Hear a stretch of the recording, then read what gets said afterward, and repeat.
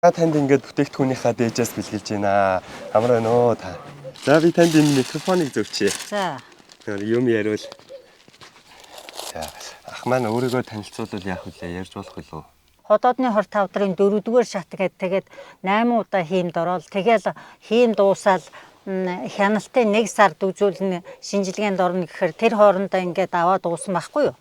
Тэгээд аваад уугаад сая хяналтын шинжилгээнд орсон чинь шинжилгээнүүдийнх нь хариу хамгийн гол нь ямар ч тийм өсөлт байхгүй. Хэвийн яг нөгөө нэг хяналтанд орохдоо ямар байсан, хяналтнаас хийм хийлгээд гарахдаа ямар байсан яг тэрүүгээрээ байж байгаа байхгүй юу. Энэ чинь хиймд ороод бас их нэлээд тамирдаж муудсан ядарсан шүү дээ. Тэгээ энийг уугаад байгаа тавил ер нь бол сайхан байгаад ах юм биш байгаа, сайхан болчих юм биш байгаа гэсэн тийм гордлого найдвар тэгээл уулгаад итгэлээд л байгаа шүү дээ ер нь тий. Өөрөө ч гэсэн авч уух юмсан, өөрөө ч гэсэн хэрэглэх юмсан гэсэн чин хүсэлтэй л байгаа. Тий. Өнөөдөр ямар сайн таах. Бүр хайж агаад. Тийм 17-аас тавкаал ирлээ.